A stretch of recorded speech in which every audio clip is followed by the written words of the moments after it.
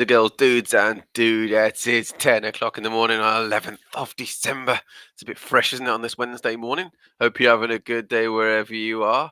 And you're keeping warm and enjoying the build up to Christmas, which is very, very soon, isn't it? 14 days, I think it is. Wow. How that's crept upon us, hasn't it, really? Hope you're having a good Wednesday. Otherwise, as always, you know why we're here. We're here to talk FPL, Fantasy Premier League. Yes, we are. It's exciting, isn't it? It is, and it's getting quite intriguing as we approach Christmas, isn't it? The fixtures are coming thick and fast. Quite a lot going on, really. We've had some midweek fixtures last week. The weekend ones came and gone, didn't they? And on Monday, we had our final game week match, didn't we? It's West Ham versus Wolves. And as I predicted, West Ham would scrape a win, and they did scrape a win, didn't they? 2-1. Kudos, and obviously getting involved quite a bit, and Bowen doing quite a bit as well in that game. As I said as well, I also think it was probably to do with Antonio. I did a post on X about Mikel Antonio and his accident that he had in his Ferrari. It's a big, big, big shame that is, because he's out potentially for a year. They're talking about how it might affect his career. I hope that's not the case. I'm an Arsenal fan, and I know what you're all shouting. He's an Arsenal fan. Why does he care about myself? I care about the person, necessarily the club. So yeah, I hope Mikel Antonio gets a speedy recovery. And I think they did it for him. You saw before the tribute they did, and then they had the shirts, didn't they, as well? The number 9 and 9 minutes. They did a sort of applause, didn't they? The crowd over at the London Stadium. It was really nice to watch. It was, actually. And to be fair, Lopetegui, he survives another day, doesn't he? Really, I'm not sure how long for. On the flip side, Wolves lost yet again. But I think O'Neill's safe to a degree. I think he'll be okay. He's had the backing I read this morning from the board, so we could expect Wolves to keep Gary O'Neill. What does that mean about fantasy for both teams? Well, very simple. Lopetegui's future still hangs on the balance, in my opinion. I think they might make a change at Christmas time.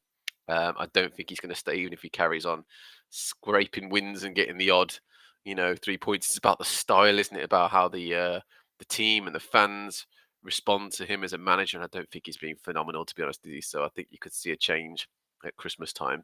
How does the Wolves manager Gary O'Neill remain? Well, simply put, his style of football will stay the same. So any Cunha owners and any Ait Nouri owners, the defender, or any Strand Larsen sort of owners, you're in for a bit more of a treat. I think you'll get a few more goals up until the end of the season. As for the defence, I think they're still going to be shocking. Probably a no-go apart from Ait Nouri. I did look at Bueno back in the day on the other side, but yeah, probably not. Totti, if you remember, I was looking at who was cheap at 4.3. Dawson. They're conceding too much, Wolves are. That's simple as that. So in terms of attacking output, probably not for me. So anyway, without further ado, I'll get you guys onto fantasy, and we'll talk a little bit more about what's happening. As you guys know about the socials, I'm on all of them. I'm on Facebook, AJP-85 channel. So AJP85 channel. I'm on X, AJ1985p. I'm on Twitch, which is one of the live streams, A_J_P_8_5. I know lots of underscores. And on YouTube, AJ Hardy85. But as it stands, let's have a quick look at what's going on. So we have matches coming up. Our next game week, which is game week 16, Saturday. Don't forget to get your teams at 1:30 though. So not your 11 o'clock deadline. We're a bit later at 11:30 because the first set of fixtures are at 3 o'clock. And we'll look at the fixtures. This afternoon, we'll look at the form players, inform players to bring in for those particular fixtures. And then on Friday, my final sessions of the week, 10 o'clock and 2:30, we'll look at the team selection and what we're going to do in terms of that for game week 16, starting 14th. So we got some matches, haven't we, on the weekend? We got Arsenal versus Everton. Good game. Not phenomenal, but hey, Everton back to playing because they had that postponed game, didn't they, against Liverpool, the Merseyside derby. Liverpool faced Fulham. Again, I could see an Arsenal win against Everton. Liverpool, Fulham, Liverpool win again. They're back in action. They did play yesterday. Also yesterday, isn't it? Girona in the Champions League, and they won that 1-0. Mo Salah with the controversial, but VAR penalty. Newcastle play Leicester. I can see Newcastle winning that one. Wolves face Ipswich. Great win for Wolves, just and maybe a draw, but I think possibly just a win on that one. Forest Villa, draw. I can see on that one. Wood, yeah, keep an eye on him on Brighton versus Crystal Palace. I can see. Oh, it's a tricky one, that one. Probably a draw in that game. Um, so Arsenal, Everton, I can see a win for Arsenal. Probably a 2-1. I can see Everton scoring. Liverpool versus Fulham. Um, Possibly a 3-1 in that one to Liverpool. Newcastle, Leicester. Now, Leicester have had a bit of resurgence, haven't they? But I think probably a 2-1 Newcastle. Wolves versus Ipswich. If I'm being honest, I think it might be a draw, probably a 1-1 on that one. Maybe 2-1 just to Wolves. Forest Villa. I could see that being a 1-1 draw. Brighton versus Crystal Palace. Similar. I think you could see possibly a goal in this one for Mateta and possibly even João Pedro Matoma. 1-1 on that one. Man City versus Man United, a Man City win. Possibly a 2-1 win for Man City. Maybe a 2-0 win for them. Again, I don't have my Lewis because he's suspended. Rico Lewis. Chelsea versus Brentford. Chelsea win. Possibly a 3-2 on that one. Or 3-1. I know Brentford don't travel well, but I can see him scoring in that game. Southampton versus Spurs. Spurs win in that one. Possibly a 1-0. Maybe a scrape win, but still a win nonetheless. And West Ham, once again, have got a Monday fixture against Bournemouth. Bournemouth victory. I could see that possibly being the nail in the coffin for Lopetegui. In that one, I could see probably a 2-1, a 3-2 win for Bournemouth, maybe a 3-1. So yeah, some big matches coming up. So don't forget, as always, the deadline is earlier. As I just mentioned, on the 16th, game week 16. So 14th of December, it's at 1:30. So check that out, people. So yeah, looking at this, it's going to be some good fixtures. Actually, quite excited. We'll have a look at today's news because that might affect things a little bit. So obviously, yesterday there was a win for Liverpool in the Champions League. They won 1-0. They did well. It wasn't the greatest performance in the world. And I did look at this match in general to see the defensive side of things because obviously I have Gomez, who didn't play last weekend. He did play in this match. Kwanzaa didn't get any minutes whatsoever. So my assumption is, and I think it's safe to say all Liverpool fans will accept this, the first choice behind sort of Konate would be Trent Alexander-Arnold, wouldn't it? Robertson on the other side, Virgil van Dijk, Alisson in goal, and then Konate. But because he's injured, Gomez. I'm assuming that's the set and forget thing, really, isn't it? In terms of the team. The only goal was Mo Salah. A clean sheet for Liverpool. Okay, it's against Girona, so let's not get too excited about that side of things, really. It did take 63 minutes for them to get that goal. So, yeah, I'm hoping that's just, they're getting back into the flow of things, really. Clean sheet's good. That means all positive signs for their game against Fulham, hopefully, where Gomez will play for us as well. The Villa match as well, something to keep an eye on. I don't have any Villa players in the team apart from Rodgers. So don't have any Villa players. I've got one, haven't I? Technically speaking, if we're going to be pedantic, I do have one.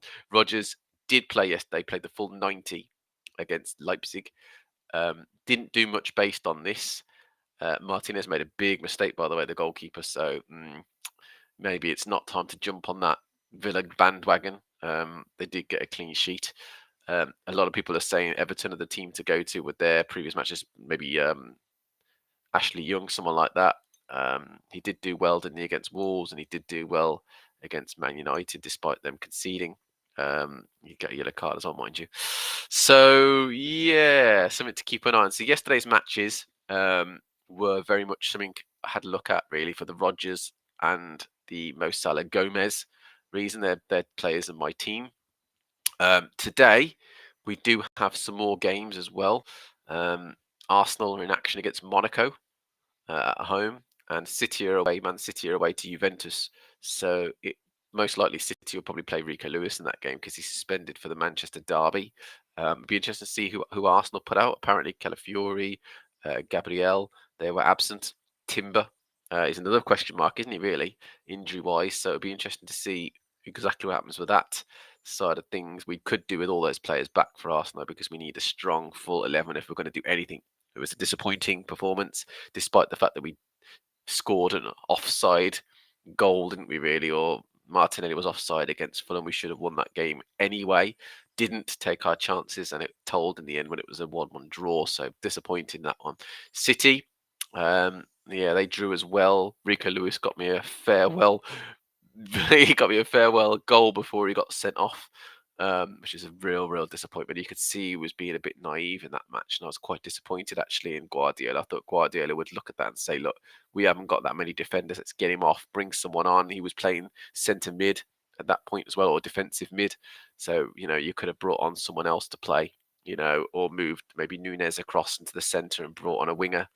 I know I'm not Guardiola, but I looked at that match and thought to myself, he looks a little bit petulant at the moment. Rico Lewis, get him off. He might have just scored, but he looks like he's been a bit mental really. So get him off the pitch. So yeah, 2 matches in the Champions League on Wednesday. Then we move over to the Europa League. Manchester United are away to Pilsen in an early 5:45 kickoff. I haven't really. This is one of these things about Manchester United. I really want to get someone in from there. But I've been toying with Martinez. I think the answer to that is potentially Yoro and Amad Diallo, depending on how they do in the next few game weeks. If Yoro keeps playing, he's definitely one for the defense side of things I'll look at. I am going to keep Dragusin because I think Romero or Van de Ven looked doubtful for the weekend, but then again, Ange surprised me in the match against Chelsea and played the pair of them. So, I reaped the reward, if you can call it that, which I wasn't. I didn't in the end because I got nothing from Dragusin, but Dragusin came on and I fielded 11 players in the end, thankfully.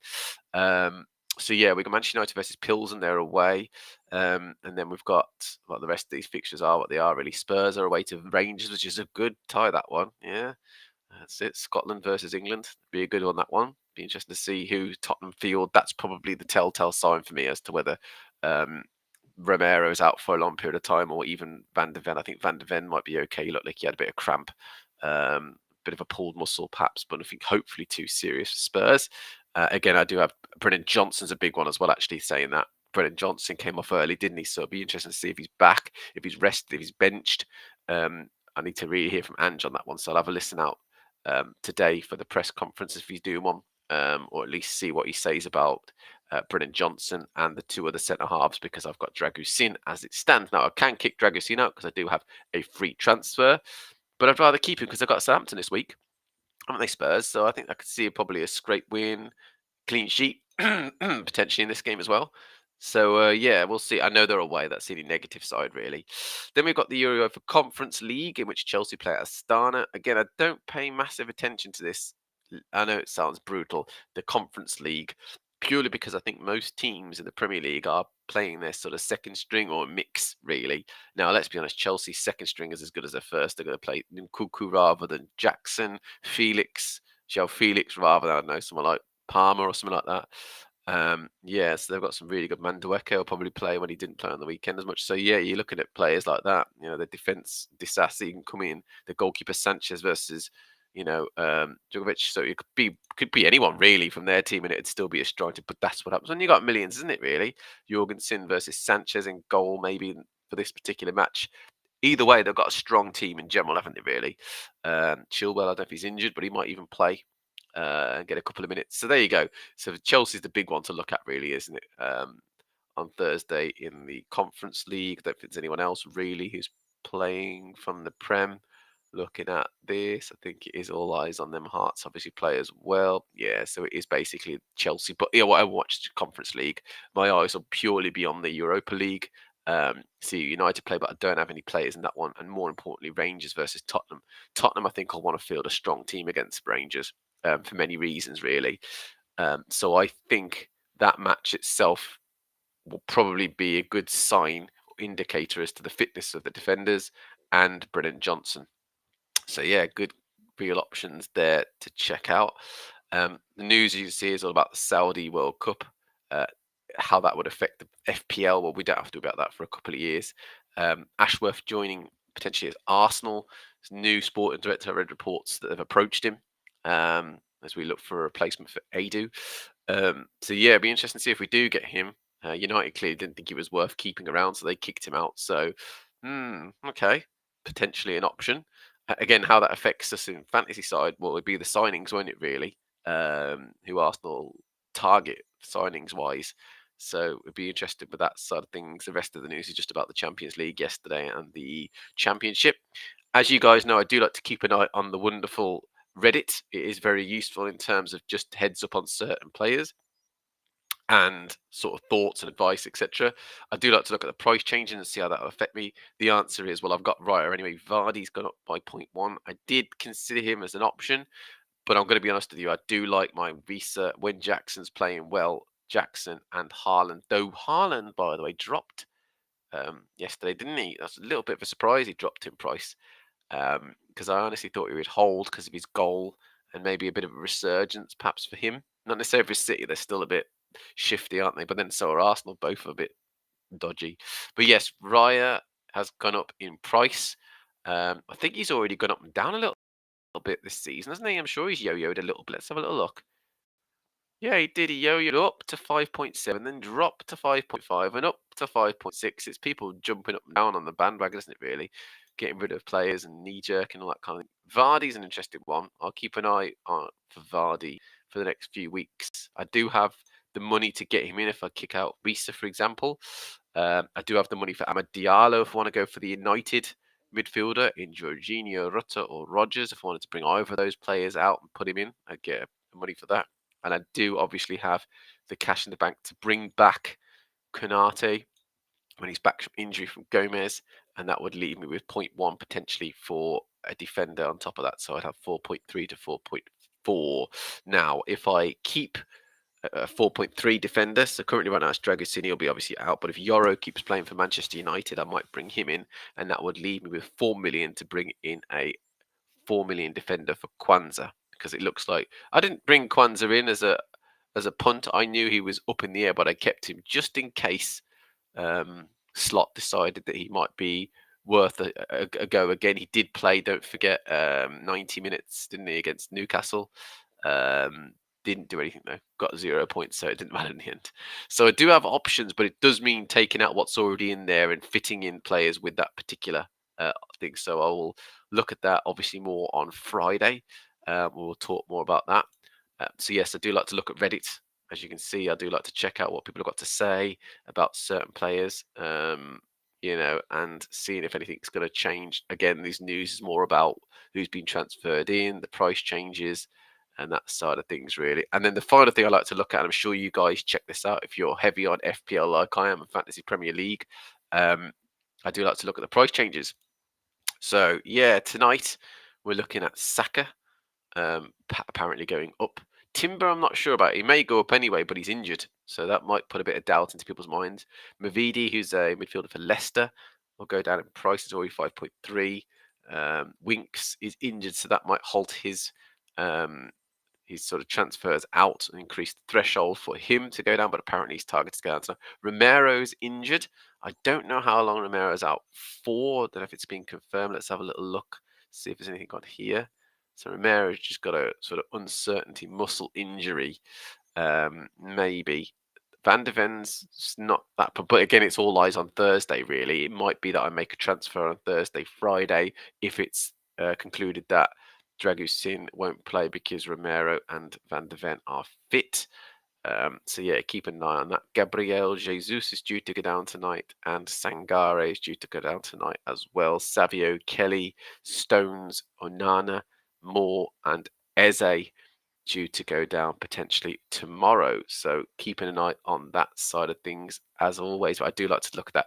Now, this is not an exact science. It's not a guarantee that all these players are going to go up and down. In fact, I find it sometimes maybe one out of the set of players that are put into this predictor end up actually, fulfilling what it says on here. So Saka's been going up apparently for a few days now. So, and he hasn't got up yet. So yeah, he might be due an increase.